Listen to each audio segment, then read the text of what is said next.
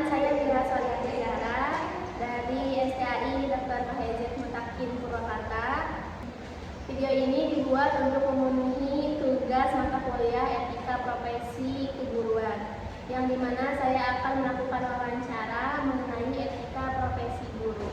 Baik, pada kesempatan kali ini saya berkesempatan untuk mewawancarai Ibu Ayu Suciati, guru mata pelajaran PAI di SMP Asy-Syafi'iyah. Baik Ibu, ada beberapa pertanyaan. Pertanyaan pertama, dalam proses mengajar, setiap siswa pasti memiliki kemampuan dan juga kebutuhan yang berbeda-beda kan Ibu? Nah, menurut Ibu, bagaimana cara Ibu memahami dan menyesuaikan pembelajaran dengan perbedaan tersebut?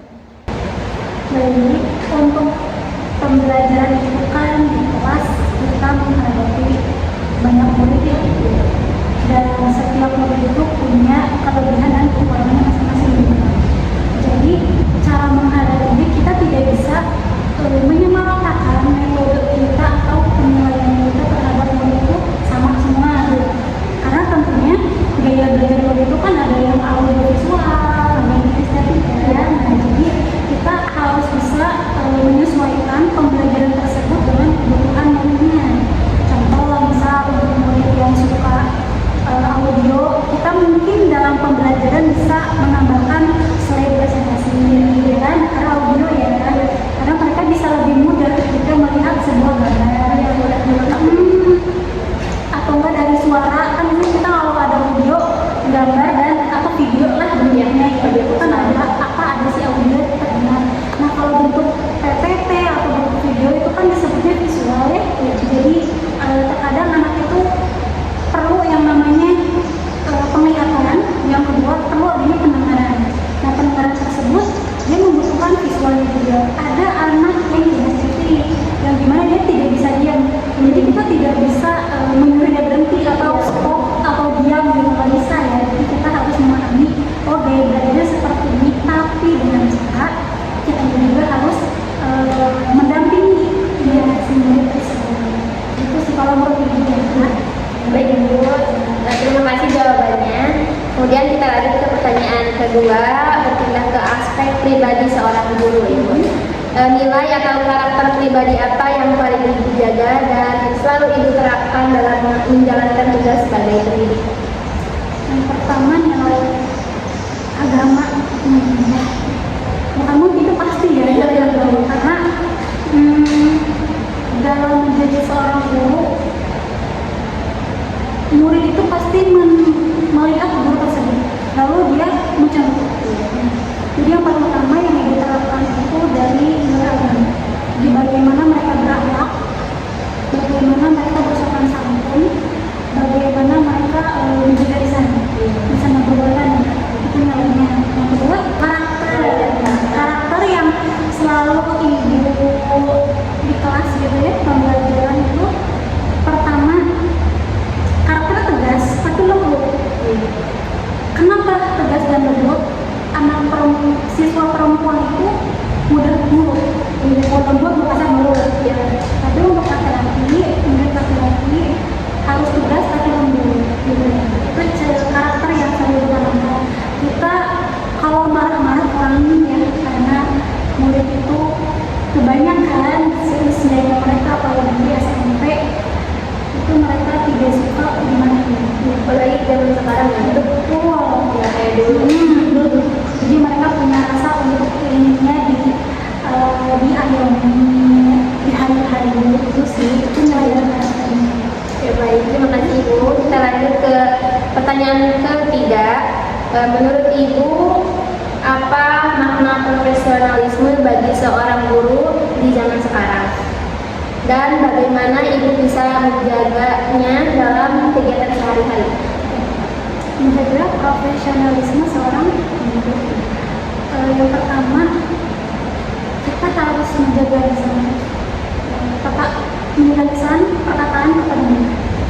Karena guru tuh di buku dan di ilmu ya. Jadi apapun yang kita tanamkan, apapun yang kita berikan kepada murid, mereka mencontoh dan kita melakukan.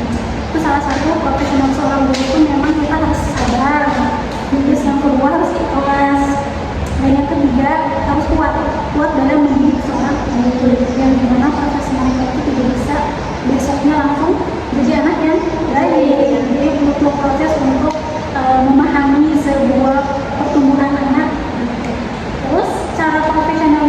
kehidupan sehari-hari.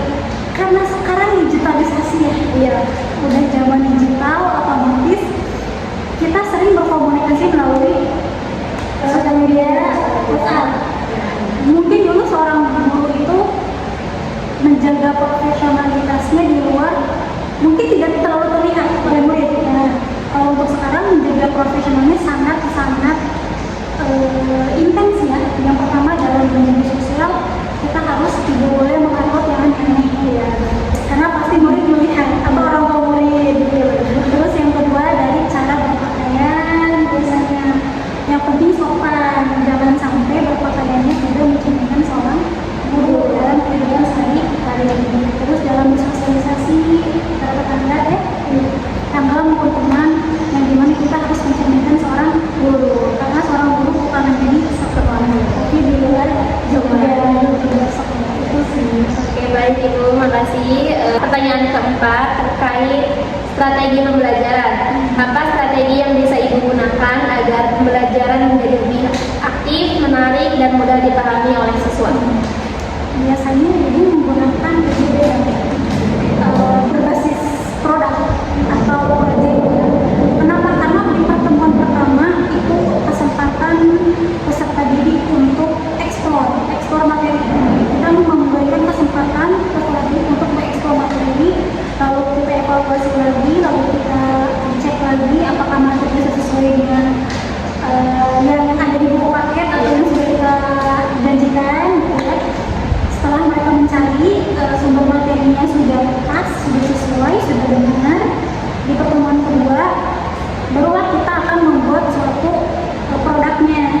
Jadi setiap kelompok itu pasti per kelompok ya, setiap kelompok tuh mempunyai idenya sendiri. Terus yang kedua itu mereka mempunyai kreativitasnya sendiri. Jadi di pertemuan kedua ini mereka mengimplementasikan idenya mereka atau dituangkan ke dalam kertas kartu ini. Biasanya kalau ibunya karena biar lebih audiovisual dan kinestetik juga dia lengkap di situ. Setelah itu baru dipresentasikan untuk pertemuan kedua. Biasanya untuk dia berbeda. Oke, Ibu.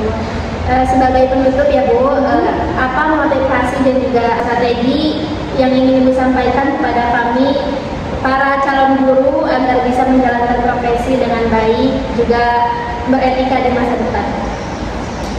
Yang pertama, jadilah guru yang bisa menjadi inspirasi untuk nantinya. Apapun itu ya, entah misal gurunya berprestasi di bidang akademik maupun non akademik. Terus yang kedua, jadilah guru yang berprestasi.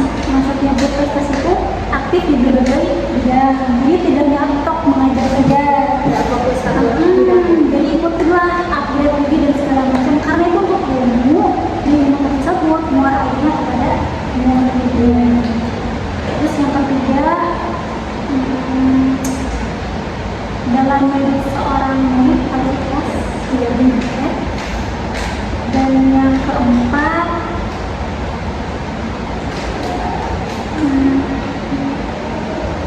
menjadi seorang guru, tujuan kalian itu bukan untuk sosial, maksudnya status sosial, bukan untuk asal menyampaikan materi, tapi tujuan kalian menjadi guru haruslah ingin atau bertujuan untuk mencerdaskan untuk mendidik atau melahirkan sebuah generasi yang menjadi agent of change untuk perubahan negara. Dan yang terakhir, dari tujuan itu semua, motivasinya bukan hanya untuk kita, tapi untuk negara, yang dimana itu bisa membantu program negara ya untuk menjadi Indonesia Emas tahun 2045. Ya, itu motivasinya. Jadi dari segilah seorang guru yang profesional, seorang guru yang berintegritas, seorang guru yang bisa menginspirasi muridnya, dan seorang guru yang bisa memberikan motivasi terus menerus. Baik Ibu, terima kasih banyak atas jawabannya. Jawabannya sangat bermanfaat ya khususnya bagi saya calon seorang pendidik. Baik, sekian wawancara hari ini. Terima kasih Ibu atas waktunya sudah bersedia menjadi narasumber. Saya ucapkan terima kasih. Wassalamualaikum